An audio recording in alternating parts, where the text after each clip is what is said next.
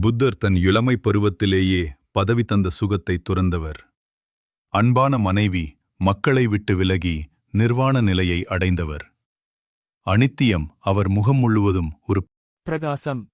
மூடிய கண்களுக்குள் சுடர் தெரிப்பது போல் ஒரு பிரம்மை. பார்ப்பவர்களையெல்லாம் பரவசப்படுத்துவதற்காகவே தோன்றியது போல் அமர்ந்திருந்தது போதி மரம் தந்த அந்த ஞான சூரியன். பொழுது புலர முற்பட்டது. மெல்லக் கதிரொளி எங்கும் பரவுவது போல் அவரிடமிருந்து ஒரு மெல்லிய அமைதி எங்கும் பரவிக் கொண்டிருந்தது. அந்த அமைதியே தானாகியது போல் அதனுள் மூழ்கி அமைதியாக வீற்றிருந்தார் அவர். அப்போது அந்தச் சூழ்நிலையின் பேர் அமைதியை குலைப்பது போன்ற ஒரு விசும்பல் ஒளி எங்கிருந்தோ கேட்டது. அலைகள் அடுத்தடுத்து வந்து வந்து மோதுவது போல் அந்த தேம்பல் ஒளி திரும்பத் திரும்பச் செவிப்பறையை தாக்கவே அவரது கண்கள் மெல்ல மலர்ந்தன. எதிரே ஓர் அபலைப் பெண் கண்களில் கண்ணீர் மல்க நின்றிருந்தாள். என்ன என்று கேட்காமலேயே கேட்பது போல் மலர்ந்த அவருடைய அருள் விழிகளைக் கண்டதுமே அழுதபடி மண்டியிட்டாள் அந்தத் தாய். சுவாமி, பறிகொடுத்து விட்டேனே, என் வாழ்வின் ஒரே விளக்காயிருந்த என் அன்பு மகன் மாண்டு விட்டானே. இனி நான் யாருக்காக வாழ்வது? எனக்கு இனி யார் பாதுகாப்பு என்று கதறினாள் அவள். தொடர்ந்து நெடுநேரம் அவள் அந்த பிரலாபத்தை அமைதியாகச் செவிமடுத்தார் அவர். அவர் முகத்தில் நிர்ச்சலனம். இறுதியாக அவரது கனி இதழ்கள் திறந்தன. இது எப்படி அம்மா நிகழ்ந்தது? கருநாகம் தீண்டிவிட்டது. பெரிய விஷநாகம். ஒரே நாழிகையில் என் குழந்தையின் உயிர் பிரிந்து விட்டது. முகத்தில் சலனமின்றி மீண்டும் மெல்ல வினவினார் அவர். இப்போது நீ வேண்டுவது என்ன அம்மா? எனது ஒரே மகன் இவன். எப்படியாவது இவனை உயிர்ப்பித்துத் தாருங்கள். அதைக் கேட்ட அவர் முகத்தில் மெல்லிய முறுவல் தோன்றியது. அதைத் தொடர்ந்து அவசியம் செய்யலாம் என்றார் அவர். இதைக் கேட்டவுடன் அந்த தாயின் அழுவை சட்டென்று நின்றது. பரபரப்புடன் முகத்தை துடைத்துக் கொண்டாள் அவள். உன் மகனை நிச்சயம் உயிர்ப்பிக்கிறேன். அதற்காக வேண்டி நீ போய்ச் சாவு இல்லாத ஒரு வீட்டிலிருந்து ஒரே ஒரு பிடி கடுது வாங்கி வா. அது போதும், மற்றவற்றை நான் பார்த்துக் கொள்கிறேன். அவள் ஓட்டமும் நடையுமாக விரைந்தாள். வீடு வீடாக ஏறினாள், இறங்கினாள். ஒரு பிடி கடுகுதானே, அவசியம் தருகிறோம் என்றவர்கள்.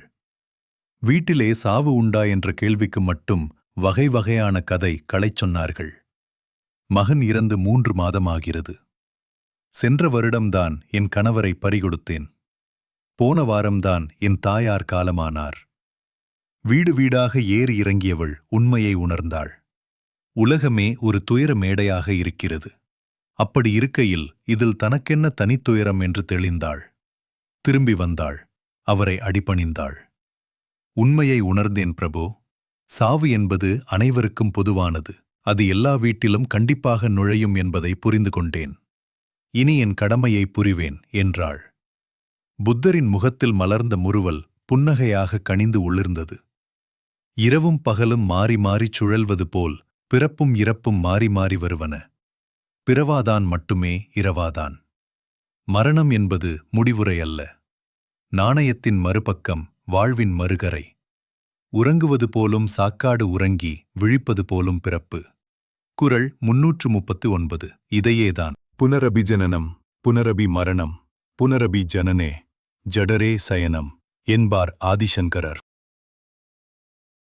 அடுத்த கதை. எதுவும் சமமே. அது ஒரு காடு.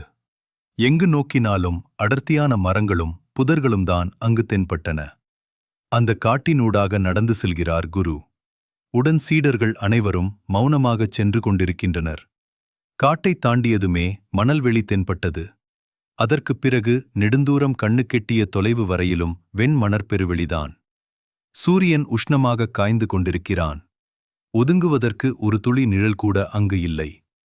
வழியில் எங்காவது ஒரு கிராமம் தென்பட்டால் யாராவது அங்கு போய் பிச்சை எடுத்து வரலாம். அதை எல்லோரும் பகிர்ந்து உண்ணலாம். ஆனால் எந்த கிராமமும் வழியில் எதிர்ப்படவில்லை. தாகத்திற்கு தண்ணீராவது குடிக்கலாம் என்றால் வழியில் எந்த ஒரு நீர்நிலையும் தென்படவில்லை. பொழுது சாய்ந்து இருட்டியும் விட்டது. சீடர்களின் சோர்வைக் கண்ட குரு, இங்கேயே ஓய்வெடுக்கலாம் என்றார். அவ்வளவுதான்.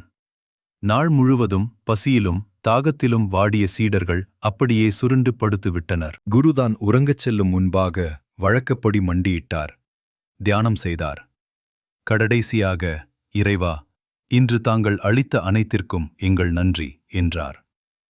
இதை கேட்டுக்கொண்டிருந்த ஒரு சீடனுக்கு கடுங்கோபம் வந்தது. சட்டென எழுந்த அவன், குருவே, இறைவன் இன்று நமக்கு ஒன்றுமே அளிக்கவில்லையே என்றான் அடங்காகச் சினத்துடன். குரு சிரித்தார். யாரப்பா சொன்னது? அவர் இன்று நமக்கு அருமையான பசியை கொடுத்தார், அற்புதமான தாகத்தை கொடுத்தார். அதற்காகத்தான் நான் அவருக்கு நன்றி செலுத்தினேன் என்றார். இன்பமும் துன்பமும் வாழ்க்கை என்ற நாணயத்தின் இரு பக்கங்கள்.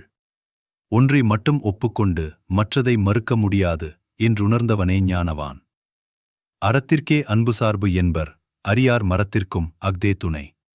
குறள் 76 என்ற குறளும் இதைத்தான் சொல்கிறது. மீண்டும் இதுபோன்ற சுவாரஸ்யமான கதையில் சந்திப்போம்.